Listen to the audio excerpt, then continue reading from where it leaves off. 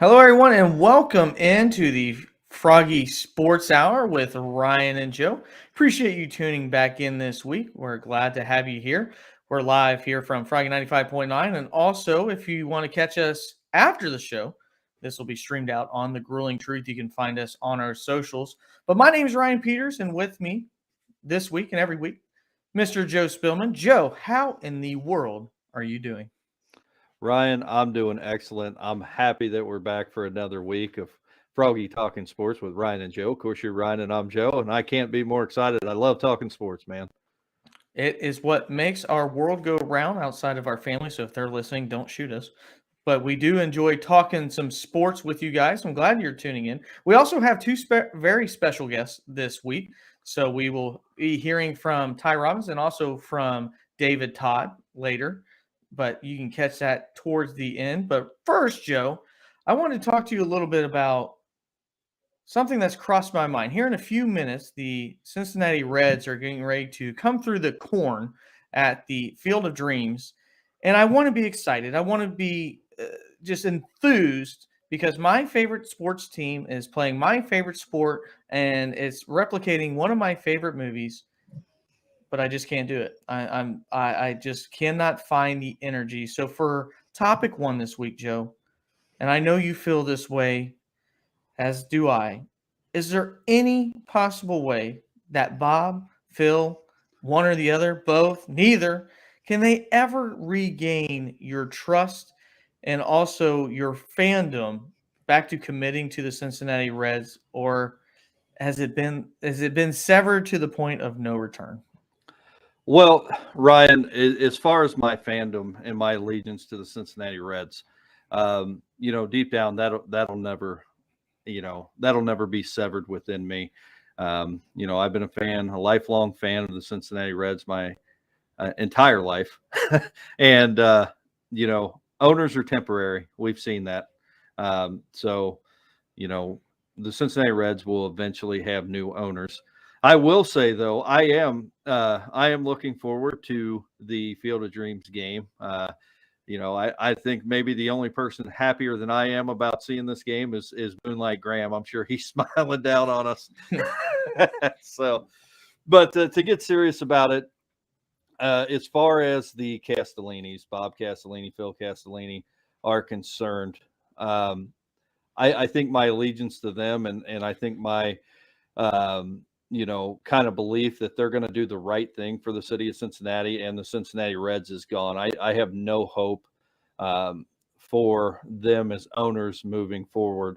And what we've seen, the fire sale of the Cincinnati Reds the last 2 years, and really going back, and I kind of feel like it started with Todd Frazier a couple of years ago. I think he could have been brought back to Cincinnati for another year. The fans love Todd Frazier, right? The Todd father. Yeah. And you may not know that, but he he was a French fry connoisseur. Did you know that? I did not know that. Yeah. So quick story, Todd Frazier, they did a one-on-one with him in spring training his last year with the Reds. And he has an incredible knack of going to any fast food restaurant blindfolded. And you could give him a fry from any fast food restaurant. He could tell you right off the bat where that came from. I thought that's incredible. But That is amazing. yeah, That is outworldly talent that not even baseball Right. can replicate. So I bring up that story though, Ryan, to kind of make the point that that's what kind of image, that's what kind of player he was for Cincinnati. That people went out of their way to really try to get to know this guy, because even though he's a professional athlete, right, we're not going out and having drinks with him. We're not going over to his house having dinner. But when you're a fan of a team and when you're a fan of an individual on that team, you do what you can as a fan to get to know those players as well as possible. And that's the kind of things that you did with players like Todd Frazier and Brandon Phillips and Joey Votto. But, the fire sale that we've seen, it seems like every time somebody comes to the doors at Great American Ballpark and they show any sort of potential, it's like, hey, let's see how much we can get for this guy. Let's see what his price tag goes up to. And they shoot him out the door to whatever team's willing to pay for him. And I think as a fan, I'm getting very sick of that. So I've kind of lost hope with the Castellinis, right? Well, and the only thing that I will do to very lightly push back, and this is me playing devil's advocate more of speaking for myself. Did you feel the same way with Mike Brown? Yes. I Okay. that's fair. Yes. Okay. And now, that being said, I think there is a difference. Okay. The Browns have a reputation, or Mike Brown and the family have a reputation of being cheap. And I think that's ill-willed at sometimes. I feel like they have done the opposite of the Reds. The Browns have shown that if you're willing to put the work in and be a productive member in Cincinnati, if especially if they draft you, they will sign you.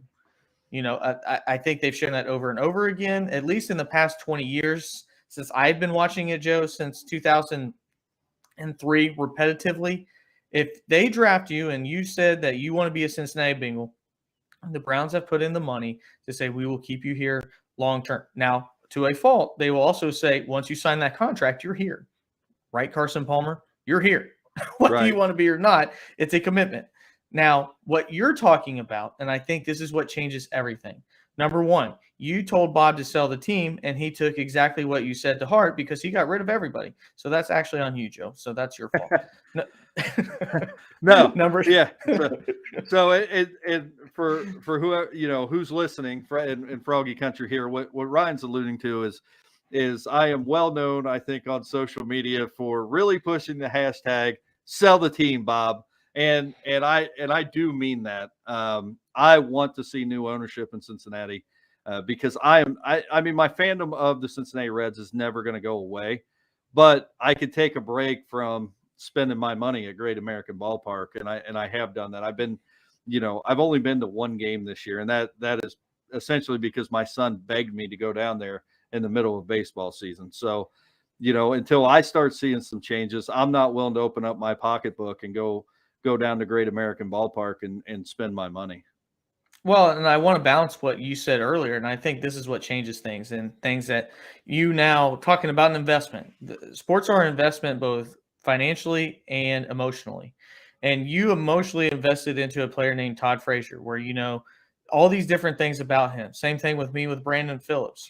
I know everything about Brandon Phillips at that time, and even what he's doing now in Lexington and what he puts in the work as a part-time owner and player for the Lexington Legends.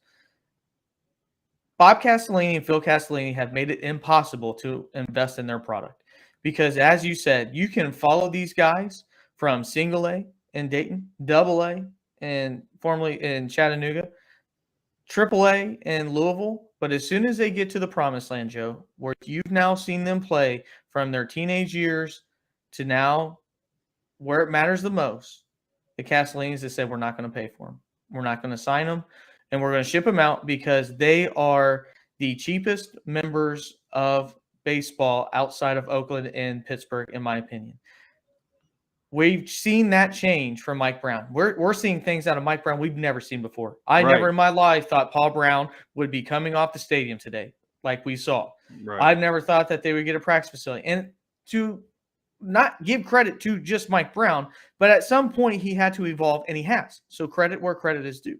Bob Castellini has made one thing clear, that he is going to commit to one thing and one thing only, and that is putting more bars up at the stadium. That's all he cares about. He thinks that bars are the number one selling point to get you there, and he is not committed to players. He's not committed to his fans. Same thing with Phil.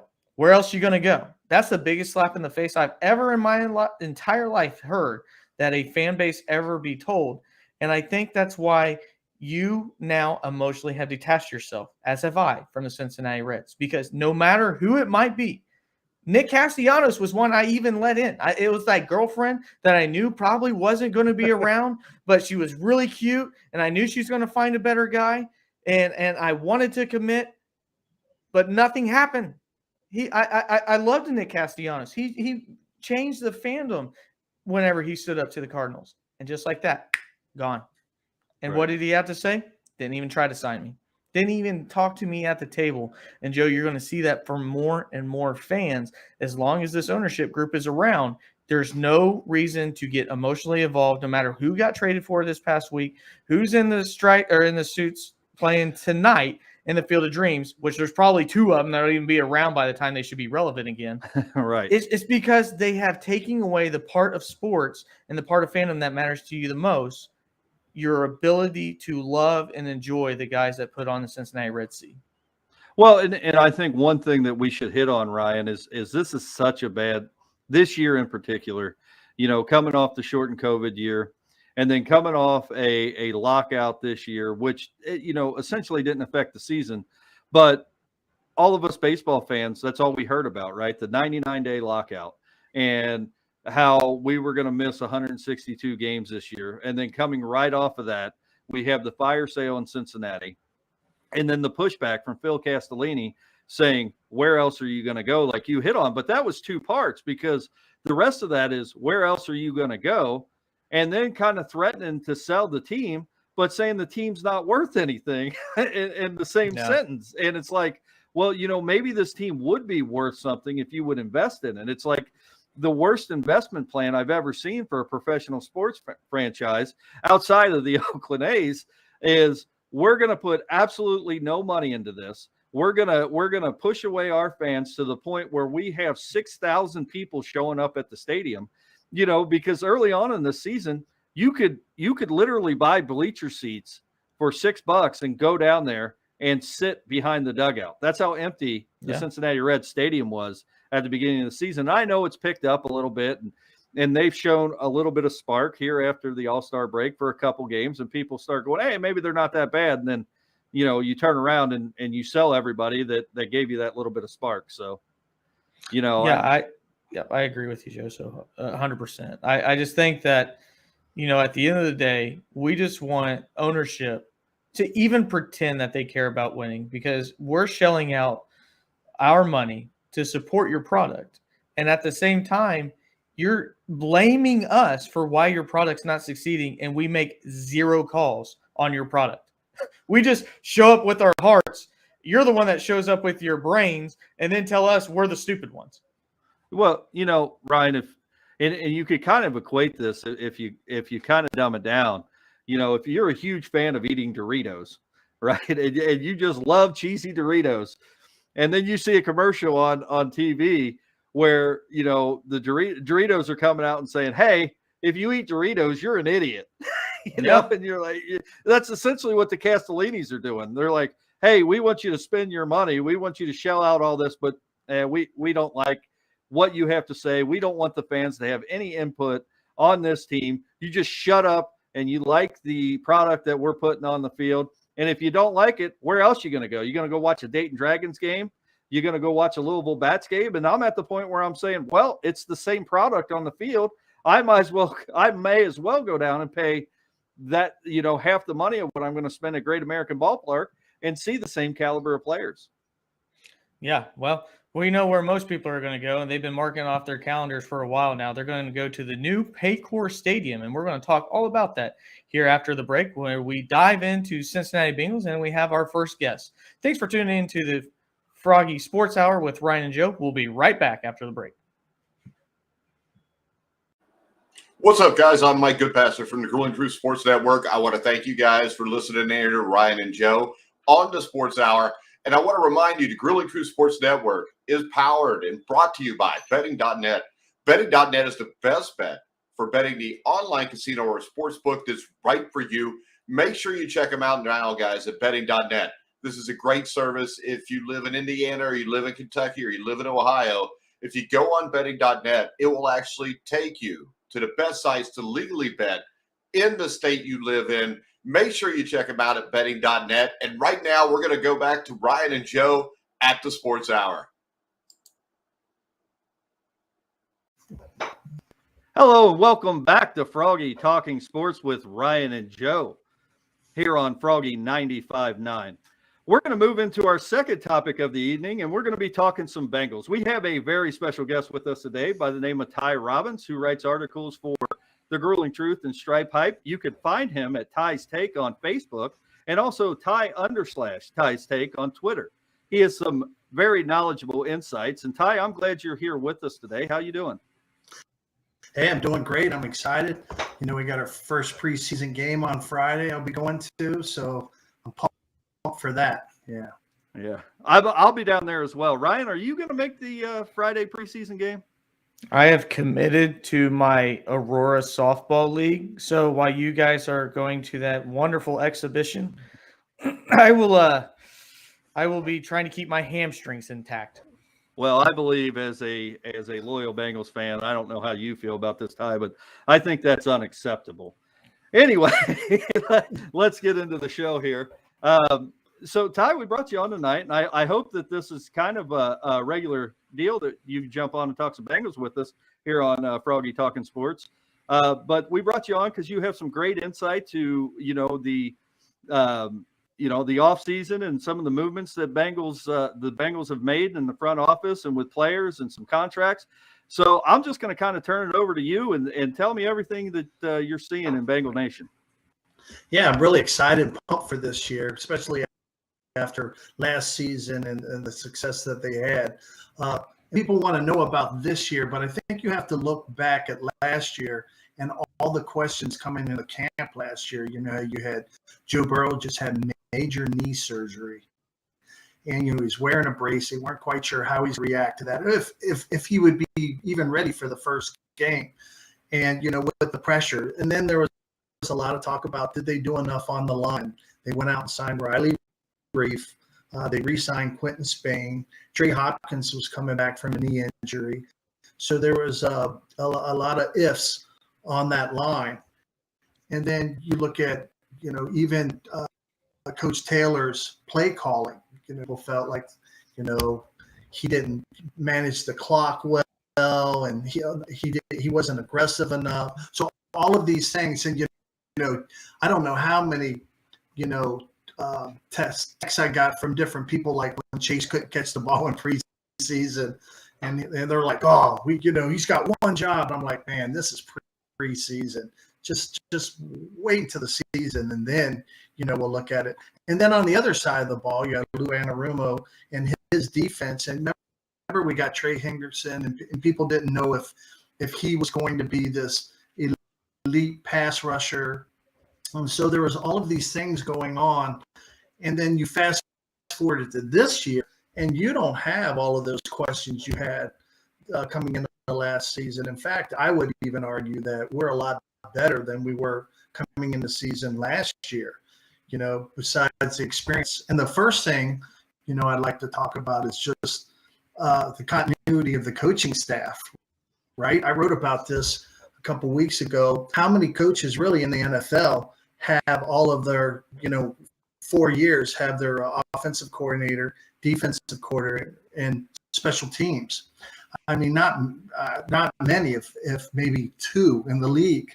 So this is a huge benefit coming in, because now, the players, most of them were all young last year, and they know the scheme, they know the plays, they're able to, pick up.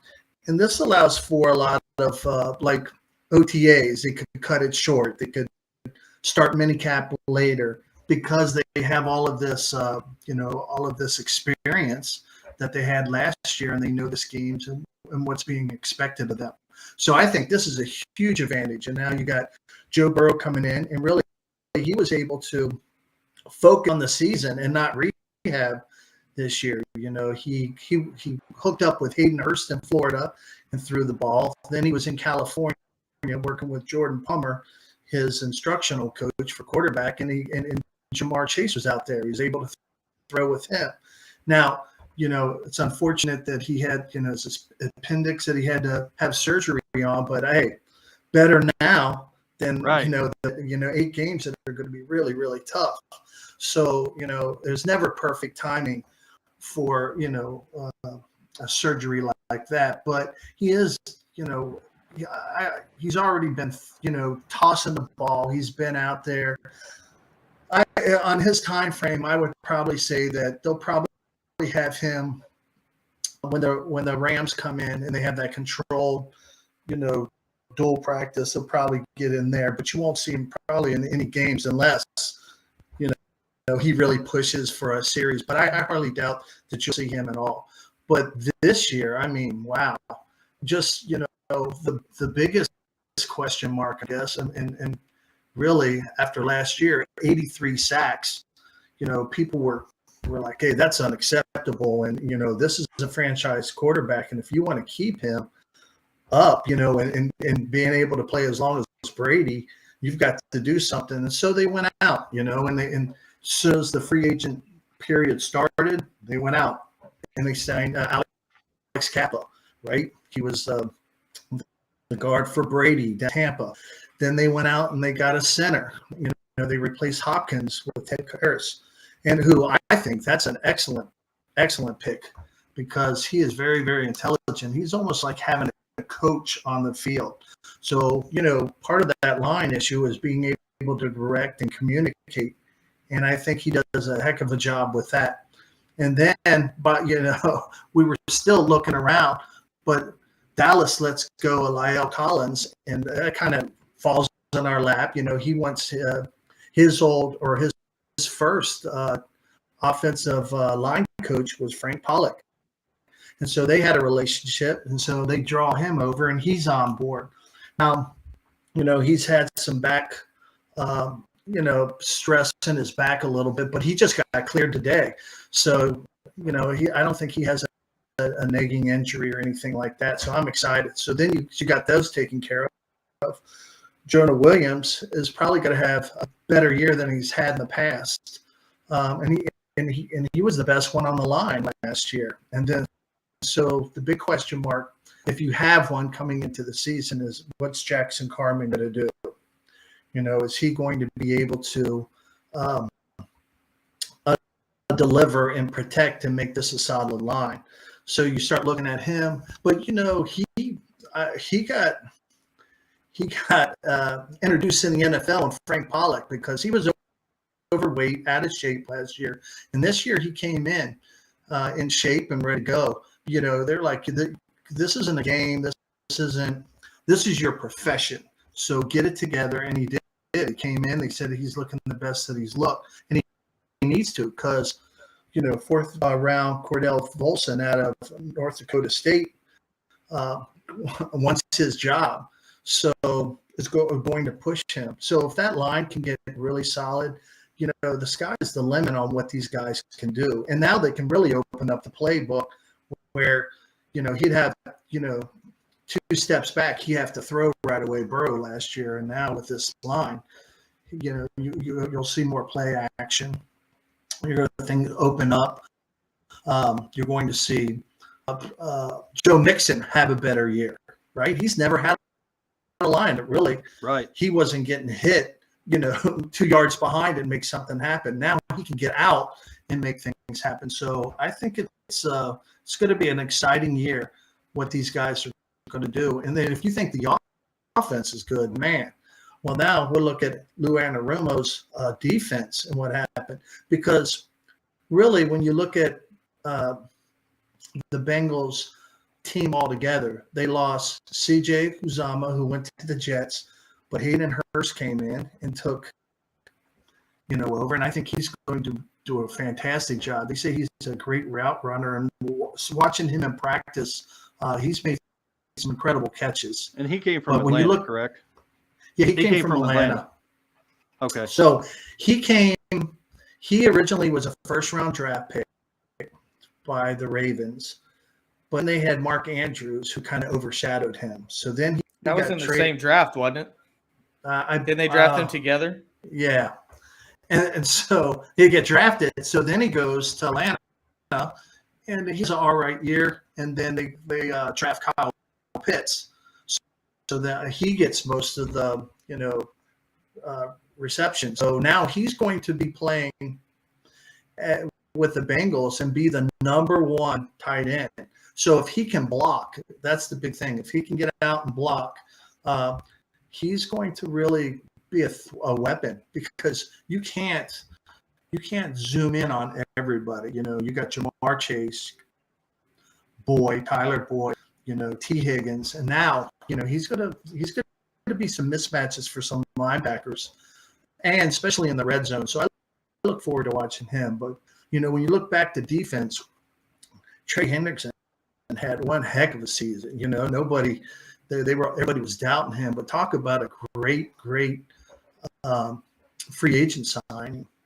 He came out, and Hubbard had all right year as well. But Joseph Osai, that was the guy I wanted to see. He comes out, Tampa Bay. Can you even imagine? It's like your first NFL experience. You started football late in high school, and then you go to Texas. You have you're a linebacker there, and they move you to defensive end your last year there, and then he comes here. He goes out and he sacks the GOAT, right? And then he had 2 injuries. He had his wrist and he had his knee. I didn't know, he wasn't limping or anything. I had no idea that his meniscus was messed up and he had to have surgery and would be out the year. I was devastated by that. But he'll play Friday, and so you go up and you lose Larry Ovenjovi on the defensive side of the ball. Now he's with the Steelers, which hurts, man. I thought, of course, he was picked up in free agency to Chicago, I believe, right? Was it Chicago? Yeah, failed a physical. And then he failed his physical. And, I was kind of hoping that the Bengals would make another run to get him back, but it doesn't look like they wanted to go in that direction. Well, they wanted him back. They just couldn't offer him the money. They had to make a decision. We either going to give Larry this money, or we're going to give B.J. Hill, who they received in a trade last year from the Giants for Billy Price. And you talk about a great trade. Holy mackerel, right? So they trade him. They bring B.J. Hill in, and he does pretty well. But if you look at where they're headed young. They want young players, and B.J. Hill is going into his prime, where Larry, might have some of these injuries. So I know they want a Larry back, but at this rate, if Larry plays for the Steelers and then should leave them and go to the Ravens, he might be one of the only players, I think, in the NFL to have played for all 4 teams in the division, right? So I don't know, but go ahead. No, I was just saying, you made one comment, and Ryan, I think maybe you could hit on this, that Ryan mentioned on a previous show that he went down to training camp, and it was the first time that he had been down there that it seemed like all the players were in shape.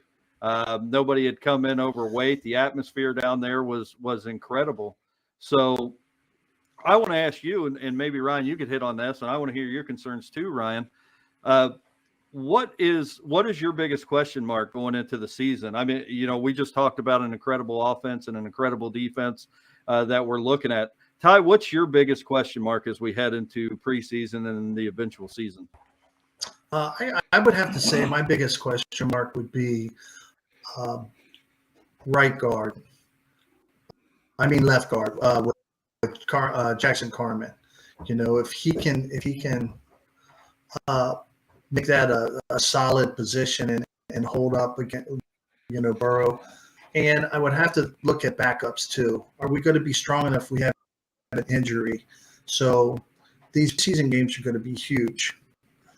I guess at this point, your biggest concerns are you're just looking up the backup positions and how deep are we going to be. Last year, we were very fortunate with, we didn't have a lot of health issues, right? We didn't have a lot of injuries, and that was good. But when you start going into your bench, you have to have solid players. So that's what I'm looking forward to on Friday, to watch some of these backups. Ryan, well, the guy I want to talk about, he already mentioned, and it's somebody that I look at this as possibly being a second round or first round addition, and Joseph Osai. I cannot get enough of this guy. I think, you mentioned him starting out late. He was an absolute force. Not only did he get a sack against Tom Brady, he's getting pressures on the same guys now that are on our team, working against Trenton Wirfs and a few other players. And unfortunately, as quick as that fire was, it was put out. But Ty, you have obviously been around this and been in the Bengals area and know all about this. Let people know exactly what Joseph Osai can be, because I just think you're looking at a guy that if he's contributing consistently, you mentioned Sam Hubbard having a down year. I look at him more of a smart player. He's not going to be back there getting all kinds of sacks and things of that nature, but he knows his gap assignments. He knows to string out the runs and things of that nature, because he's a very smart player. but Joseph Asai can be an immediate impact where he's coming in on third down and just causing terror all year long if he's healthy. Yeah, I think Joseph Asai's strength is his relentlessness. He's going to come after you, and he's not going to stop until he gets to you. And he showed that at Texas time and time again. So if he does have a good year, you can move Sam in. That's another person you can move in the inside, move Joseph on the outside. And it's going to put a lot of pressure, especially when you add DJ Reader coming up the middle, and he doesn't get enough, respect that he should get. But Joseph Asai is going to just, he's looked good in practice in the last couple of days that he's been here. His just technique and guys off the edge. So it'll be interesting because you got to remember he started at linebacker, so he could cover if he had to. So he knows a lot of the schemes, and he had to sit back and watch it. So he didn't play last year, but he certainly sat in these meetings, and he knows, and he had to visualize it. But I think I have to agree with you, Ryan, man. I'm excited about watching him play. I mean, you talk about the draft picks in the selections, but man, Joseph Asai. And then I want to see Wyatt Hubert too, because he was kind of the same way out of Kansas State. And he was a defensive end, and he was relentless. And man, when you see him, he's a specimen. He's been lifting all year. He tore his pec last year, and he was out the season. But I want to see if he could, make the practice squad or even make the team. So I want to see what he brings to the table as well, because he's pretty solid too. Yeah, I got another thing, and I want to stay with the defense. That's my favorite thing to talk about on the Cincinnati Bengals, because I just feel like, we all know what we have on offense. I think that's clear. I think the biggest question for the offense is, number one, is the cohesion going to be there on the line, and is everybody going to stay healthy? If those two things happen, I think all of us agree we have a pretty good chance. But on the defense, a much maligned player, at least nationally, is Eli Apple. He's our second cornerback. There's a lot of people saying that going into the draft, maybe that's where you need to get strengthened up. Chidobe Awuzie, we know what he is. I mean, technically, he's a guy that doesn't give up big plays. He's really solid. But it seems like Eli Apple is more of a it's a risk and reward with Eli at times. He's going to jump a route. And if he jumps it, it might be an interception like we've seen, against Tennessee, or it might end up being where he ends up getting burnt. But I've liked what I've seen out of Eli Apple, at least mentally. I feel like he wants to be here. He's a really solid player in my mind. I think when you're a cornerback, you either see the great things or the horrible things. It's not a rewarding position, because most of the time either you're drawing the flag or you're picking somebody off, and everything in between. When you shut down a route, nobody gives you any publicity for that. So, going into this, how confident are you and to tell Bengals fans what you see out of Eli Apple and, that he's come back? Well, at first, at the beginning of the year last year, when he was trying to figure it out, he kind of got thrown in there because I'm having a brain freeze. Who was injured for 2 years, didn't get out. So he gets thrown in corner, and like you say, they start picking on him. But as the season went on, he got better and better. He still had his issues. He still had flags. He still might get burned here and there. But, I mean, he showed up in the postseason. Now, I'm not saying that he is the man there, but for the money that you're paying him, it's a good pickup. He's solid. He has experience. He was a high draft choice. But then you go out and you pick Dax Hill up, and you get Cam Taylor-Britt and some of these guys that are going to push him. He's got to look over his shoulder. We're going to see how these guys play in the preseason. What's nice, people are upset about, Jesse Bates not being here. And, it comes down to money. He wants guaranteed money. But the Bengals are saying, hey, we're not going to pay you. This is what we think you're worth. He thinks I'm worth more. So he'll be here. I think he says he's not going to play in the – I don't know too many people are going to give up $13 million, right? So I think he shows up. But while he's out, Dax Hill is picking up those reps. Yep. And somebody I read where he picks up, because he's on, with the first team, he's picking up 8 extra reps a day. Now, all the way through training camp, that's a lot. And so he'll have those reps, and he'll push, Eli for a position because he can play outside as well. And you have Taylor Britt pushing him. But another guy, just in the recent couple days, the kid out of Vanderbilt named Alan George. So keep an eye on him. He started over Cam Britt, and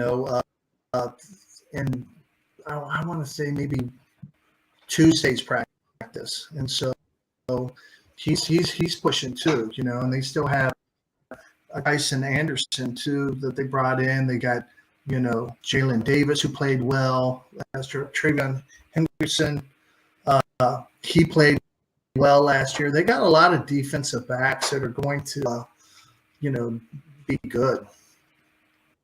Yeah, I think so too. I think the Bengals outlook going into the season is at least the best it has in my lifetime. Unfortunately, Ty and Ryan, we are out of time for this segment. I know that we could sit here and talk Bengals for the full hour. And hopefully, Ty, you are going to come back with us at some point over the season and talk some more Bengals with us. Sure. Love talking Bengals. I'd love to come back. Real quick, Ty. Thanks. Yeah, real quick, Ty. Tell everybody where they can find you again. On Facebook, they just go to Ty's Take, and you follow me, and you can read all the articles I write or memes or all kind of the latest information on the Bengals. And same way with Twitter, you go to Ty_Ty's Take, and then you'll find the information there as well. Well, Ty, thank you very much. We appreciate your insight. This is Froggy Talking Sports on 95.9 with Ryan and Joe. We'll be right back after the break. What's up, guys? I'm Mike Goodpasser from the Grueling Crew Sports Network. I want to thank you guys for listening in to Ryan and Joe on the Sports Hour. And I want to remind you, the Grueling Crew Sports Network is powered and brought to you by betting.net. Betting.net is the best bet for betting the online casino or sports book that's right for you.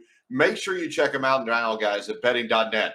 This is a great service. If you live in Indiana or you live in Kentucky or you live in Ohio, if you go on betting.net, it will actually take you to the best sites to legally bet in the state you live in. Make sure you check them out at betting.net. And right now, we're going to go back to Ryan and Joe at the Sports Hour.